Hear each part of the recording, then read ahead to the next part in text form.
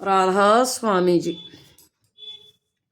आज मैं आपके सामने कबीर साहब जी का एक शब्द लेकर आई हूँ। अविनाशी दुल्हा कब मेले हों, भक्तन के रच पाल। अविनाशी दुल्हा कब मेले हों, जल उपजी जल ही से नेहा रटत पियास पियास। जल उपजी जल ही से नेहा रटत पियास पियास। अविनाशी दुल्हा कब मेले हों, भक्तन के रच पाल। अविनाशी दुल्हा कब मेले हों, मैं बिरहन ठाड़ी मग जों प्रीतम तुम्हारी आस। मैं बिरहन ठाड़ी मग जों प्रीतम तुम्हारी आस। छोड़ोगे ने लागी तुमसे भई चरणन लौलीन। ताला बेली हो घट भीतर जैसे जल बिन मीन। ताला बेली होए घट भीतर जैसे जल बिन मीन।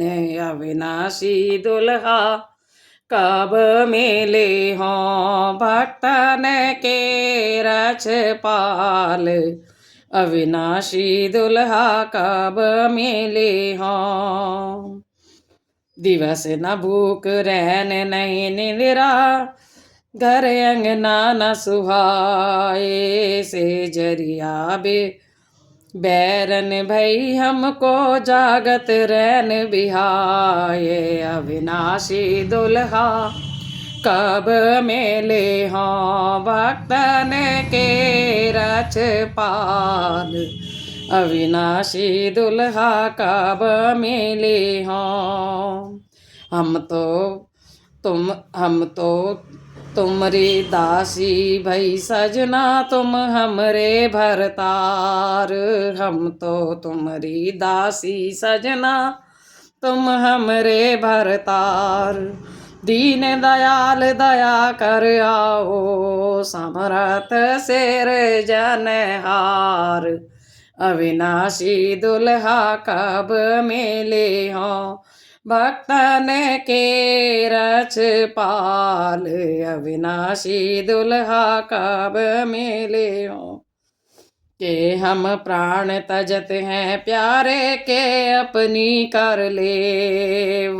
के हम प्राण तजत हैं प्यारे के अपने कर लेव। दास कबीर विरह अति बाढ़ो, अब तो दर्शन देव। अविनाशी दुल्हा कब मेले हों, भक्तन के रच पाल। अविनाशी दुल्हा कब मेले हों। यहाँ पर सूरत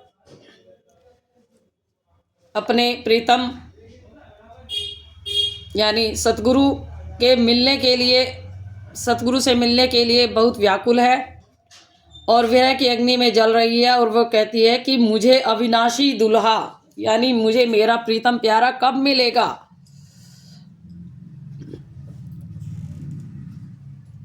और वो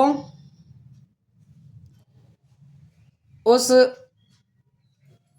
का वर्णन करते हुए कहती है कि मैं जल में ही उपजी और जल से ही नेह करती हूँ और बार बार प्यास को रखती हूँ। वहीं छोड़ दे।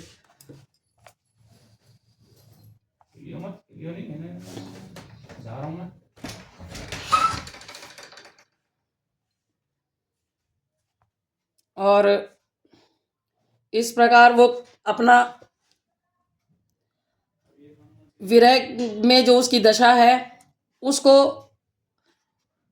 उसका वर्णन कहते हुए कबीर कहते हैं कि मुझे न दिन में भूख है, न रात में नींद आती है, न घर अंगना सुहाता है। और जो सेज है वो हमको पूरी रात जगाए रखती है। यहाँ कबीर साहब जी कहते हैं कि हम की सूरत कहती है कि हम तो आपकी दासी हुई सजना, और तुम हमारे भरतार हो, और या तो तुम हमें अपना कर लो और नहीं तो हम प्राण को ही त्याग देंगे। राधा स्वामी जी।